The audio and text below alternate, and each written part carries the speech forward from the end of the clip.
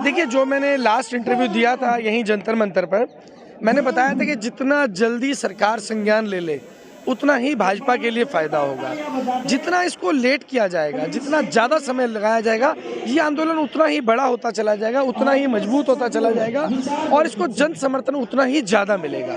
तो बेहतर है कि सरकार मांगों को माने। और जो आरोपी है, अक्सर क्या देखा जाता है कि पुलिस पहले व्यक्ति को अरेस्ट करती है, मुकदमा भी बाद में दर्ज होता है, और यह मुकदमा दर्ज होने के बाद में भी उन व्यक्तियों की दबंगई इतनी ज़्यादा है कि पुलिस हाथ डालने में डर रही है। ऐसा नहीं होना चाहिए। सर, बड़ी बात तो ये है कि ब्रजभूषण शरण सिंह भी चाहते हैं कि इनकी जांच हो, पहलवान भी चाहते हैं कि जांच हो।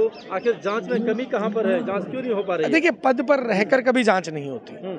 अगर आप पद पर बैठ जाएं और बोलेंगे जी अब मैं मेरी जांच कर लो, तो कोई भी नहीं करेगा। और खास तौर पे कोई ऐसा दबंग व्यक्ति हो, कोई बाहुबली व्यक्ति हो और वो पद पर बैठा हो, उसकी जांच कर पाना तो संभव ही नहीं है, हो ही नहीं सकता है जांच हो पाए। और निष्पक्ष रूप से जांच का सवाल भी तब होगा जब वो पद से हटेंगे। तो पहले जांच हो, और जांच दूसरी बात निष्पक्ष हो। निष्पक्ष कब होगी? जब वो उनको पद से हटाया जाएगा, उनको जेल में डाला जाएगा, उनके बाहुबल की ताकत को कम किया जाएगा। पद से हटाने का तो यही मतलब है ना। वो तो कह रहे हैं कि यदि आपको अमित शाह और मोदी जी बोले तो हम पद से हट जाएंगे। देखिए, हम साक्षी मलिक के कहने पर तो पद से हटेंगे। हमें ऐसा लगता है कि नरेंद्र मोदी जी बहुत जल्दी ये बात स्वीकार करने वाले हैं और बहुत जल्दी ये घोषणा होने वाली है कि उनको पद से हटाया जाएगा, पदमुक्त किया जाएगा और कानूनी कार्रवाई उनके ऊपर शुरू हो जाएगी। हमें ऐसा विश्वास है। तो सर, जिस तरीके से लोगों का समर्थन उनको मिल रहा है, चाहे वो किसान हो, खाप पंचायत हो, या तमाम ऐसे जो एंटी पॉलिटिक्स वाले हैं, वो सभी लोग यहाँ पे आके समर्थन दे रहे हैं। और ऐसे में सवाल ये उठ रहा है कि पहलवानों का धरना ना होकर अब ये पॉलिटिशियनों का एक अड्डा हो गया है। देखिए, देश में कोई भी चीज़, आप यहाँ कैमरा लेकर खड़े हैं, ये भी देश की राजनीति तय करती है।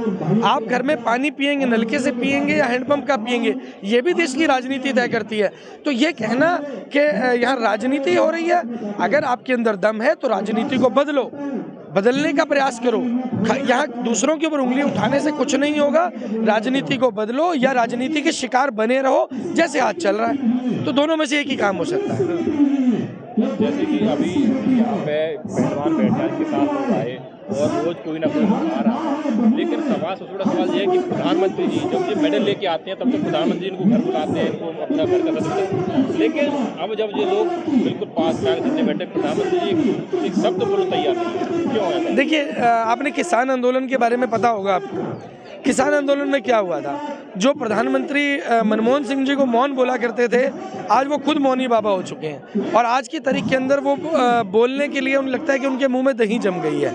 लेकिन हमें ऐसा लगता है जैसे किसानों के समय में भी बाद में आकर माफ़ी मांगनी पड़ी और किसान बिल वापस लेने पड़े, इस बार भी लगभग ऐसा ही होने वाला है। तो इस बात के लिए मैं आश्वस्त करना चाहूँगा जितने पहलवान हैं कि बहुत जल्दी मोदी जी आएंगे और बोलेंगे कि शायद मैं अपनी बात आपको समझा नहीं पाया, और मैं जो है इस बात का तत्काल ऑर्डर देता हूं कि जो बाहुबली हैं उनको पद से हटाया जाए और उनके ऊपर कानूनी कार्रवाई तुरंत की जाए। बशर्ते कि बाद में कार्रवाई होगी कि नहीं होगी वो बात की बात है। सर, आप जैसे कह रहे हैं कि किसान आंदोलन और लंबा किसान आंदोलन चला लंबे साल ज़्यादा, तो क्या ऐसा माना जाए कि सरकार को देर से सुनने की आदत है? नहीं, देखिए, देर से सुनने की आदत नहीं है। तब तक तो घमंड था, जो अब चूर हो चुका है। आज की तारीख में घमंड नहीं है, लेकिन आज दहशत है। जब ये आंदोलन बड़ा हो रहा है तो ये दहशत है कि गलती से किसान आंदोलन की तरह ये आंदोलन भी बड़ा ना हो जाए, क्योंकि इसके बाद में भाजपा का सुपड़ा साफ होना तय है। देखिए सर, ब्रजभूषण तो कह रहे हैं कि ये एक ही खाप के पहलवान हैं, एक ही जगह के पहलवान, बाकी सब तो अपने प्रैक्टिस कर रहे हैं, बाकी सब तो। देखिए, जांच के बिना कैसे कह दोगे? और आपको क्या पता कि किस पहलवान के घर की क्या स्थिति है, किस पहलवान को किस तरीके से डोमिनेट किया जा रहा है, किसको पैसे के दम पे डोमिनेट किया जा रहा है, किसको बाहुबल के सर पे डोमिनेट किया जा रहा है, कि कौन ऐसे पहलवान है जिनकी मजबूरी हो गई है कि उस चीज़ को सहना। जैसे अग्निवीर का विरोध हुआ, लेकिन अग्निवीर में फिर भी लोग जा रहे हैं, क्योंकि मजबूरी में जब खाली बैठे हैं, भूखे मरने की नौबत आ रही, तो अग्निवीर में जाकर के जाना उनकी मजबूरी हो गई है, चाहे वो पसंद भी ना हो। इसी तरीके से जो लोग नहीं बोल रहे हैं उनको मौका देना पड़ेगा, प्लेटफॉर्म देना पड़ेगा, निष्पक्ष रूप से जांच करनी होगी, जिसके बाद ही सच सामने आ पाएगा। और बहुत से पहलवान ऐसे हैं जो अपनी इज्जत के खातिर सामने नहीं आना चाहते, वो तभी सामने आएंगे जब निष्पक्ष रूप से जांच होगी, उन लोगों की अलग से जांच हो, उन लोगों को, पहलवानों को अलग से मौका दिया जाए कि जो जो उनके साथ अत्याचार हुआ है उस सारी चीज़ों का रिकॉर्ड बनाया जाए। तब इसके ऊपर जांच हो पाएगी। एक व्यक्ति पद पर बैठकर ही कह दे कि जी जांच हो जाए, मुझे फर्क नहीं पड़ता, क्योंकि वो पद पे बैठा है। उसे पद मुक्त करिए, पद से हटाइए, उसके बाद जांच की बात करिए। सर वो तो कह रहे हैं कि प्रधानमंत्री जी कहते हैं, गृह मंत्री जी कहते हैं, जब नड्डा जी कहते हैं तो मैं इस्तीफा दे दूंगा। भाई नैतिकता भी कोई आधार होती है, नैतिकता के आधार पे नहीं देना। अब प्रधानमंत्री जी अगर नहीं बोलेंगे तो प्रधानमंत्री ने तो 1 साल तक नाक रगड़वाई पहले किसान आंदोलन में, उसके बाद माफ़ी मांग के वापस लिए बिल। तो अब यहाँ पर भी यही चाह रहे हो क्या? उनकी नाक मत नीचे करवाओ, वो हमारे देश के यशस्वी प्रधानमंत्री, उनकी नाक मत नीचे करवाओ।